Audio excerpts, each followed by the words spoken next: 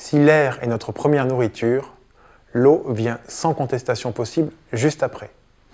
Nous en sommes tellement dépendants que cette question devient cruciale si l'on souhaite résoudre les problématiques d'usage qui en découlent. Nous aborderons ce sujet à travers les 3 domaines sur lesquels nous pouvons agir. 1. Comment ne pas polluer l'eau au départ. 2. Comment traiter l'eau que nous utilisons en sortie de nos habitations. Et enfin, comment valoriser l'eau gratuite qui tombe du ciel.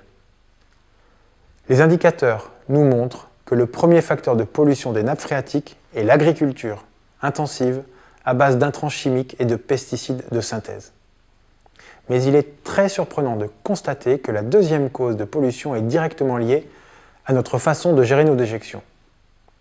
En effet, on retrouve dans les nappes phréatiques des bactéries pathogènes issues des matières fécales humaines, qu'on appelle les coliformes fécaux, que les stations d'épuration ne parviennent pas à éradiquer complètement, et pour cause, ces bactéries sont anaérobies, c'est-à-dire que leur milieu de vie est aquatique.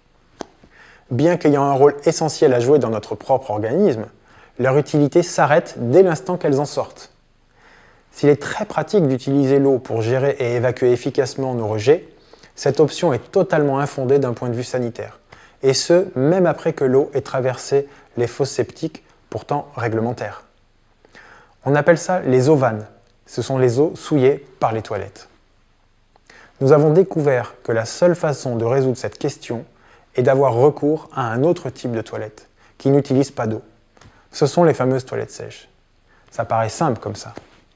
Il existe une grande variété de modèles, des plus basiques aux plus sophistiqués, qui tous répondent à cette problématique majeure, bien que très peu connue du grand public. Certes, ce n'est pas le sujet le plus glamour, vous en conviendrez, même s'il est fondamental à prendre en compte lorsque les intentions écologiques ont été posées. En effet, l'eau la plus pure est celle que l'on ne pollue pas. En France, entre 36 et 50 litres d'eau potable par jour sont utilisés pour chaque personne afin d'évacuer nos déjections. Selon l'état des équipements, cela représente entre 20 et 45% de la consommation d'eau totale des ménages. Les économies réalisées grâce à l'emploi des toilettes sèches sont donc considérables, à la fois d'un point de vue écologique, mais aussi économique. De plus, lorsque les toilettes à eau ont été remplacées par les toilettes sèches, les eaux vannes sont supprimées, purement et simplement.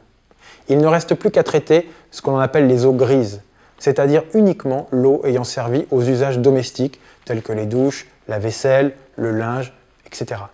Ce qui est beaucoup plus facile dès lors qu'on utilise des produits ménagers écologiques, fortement biodégradables. Un simple système de phytoépuration suffit à traiter les eaux grises. D'un entretien facile, ce type d'installation très économique permet de faire travailler les bactéries hébergées par les racines des plantes cette fois, qui consomment et digèrent les matières en suspension dans l'eau, afin de rendre à la nature des eaux de qualité baignable. Après ces quelques considérations théoriques, nous allons prendre l'exemple de l'oasis du hameau des Buis et étudier comment, sur ce cas précis, ces différentes questions ont été abordées de façon cohérente. Dans notre oasis de vie, nous n'avons ni source ni forage. La question de notre autonomie en eau s'est donc posée de manière très concrète, notamment pour développer la partie agricole du projet, puisque nous avons vraiment envie de développer une autonomie alimentaire sur le lieu. Lorsqu'on sait comment il peut faire sec pendant des mois chez nous, impossible d'échapper à un système d'irrigation pour le maraîchage. C'est pourquoi nous avons intégré, dès le départ, cette nécessité à la conception même et tout entière des 20 habitations de notre oasis. Car même si le temps peut être sec très longtemps, notre pluviométrie annuelle reste tout à fait honorable. Il pleut environ 1 mètre par an chez nous. Ainsi, l'ensemble des écoulements des toitures est relié par un système de gouttières, de caniveaux et de tuyaux qui aboutissent tous dans une sorte de grand canal enterré, débouchant dans un réservoir tampon de 10 000 litres. Ce dispositif est indispensable dans un climat comme le nôtre, où un épisode cévenol peut engendrer des trombes d'eau en un temps très court. Lorsque ce réservoir commence à se remplir, une pompe permet l'évacuation rapide de l'eau pluviale dans un grand bassin à ciel ouvert de 600 000 litres situé à l'emplacement de la production maraîchère, à quelques centaines de mètres de là. Pour le moment, nous n'avons pas encore réussi à nous passer d'électricité pour évacuer l'eau dans le bassin. Mais c'est un projet qui est faisable techniquement et nous y travaillons. On estime que nos cultures consomment aux alentours de 200 000 litres pour 1000 m² de culture.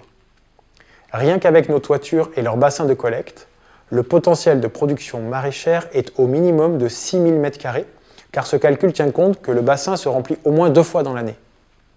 Comme nous l'avons vu, lorsque l'on adopte les toilettes sèches, les eaux grises, simplement traitées par une phytoépuration de façon autonome, sont de qualité baignable. Autant dire qu'elles conviennent parfaitement pour l'irrigation agricole, ce qui ajoute encore de la ressource valorisable facilement en toute autonomie. Avec l'école, qui scolarise 80 élèves en demi-pension, une cantine scolaire et les habitations, il y a 55 habitants, notre oasis consomme en moyenne 4200 litres d'eau potable par jour, issue du réseau de distribution conventionnel. Ce calcul tient compte des jours de congé et intègre donc une base de 70 équivalents habitants, c'est le jargon en la matière, des équivalents habitants annuels qui consomment 60 litres d'eau par jour, notamment pour calibrer au mieux la surface des bassins de la phytoépuration. Ce calcul est nécessaire. Vous noterez qu'on a divisé par plus de 2 notre consommation d'eau potable, rien qu'en adoptant les toilettes sèches et en faisant simplement attention à ne pas gaspiller, grâce à des économiseurs d'eau qui équipent les robinetteries ou encore avec des comportements tout simples, que vous connaissez sans doute. En théorie, nous pourrions donc valoriser plus de 1500 m³ d'eau grise par an.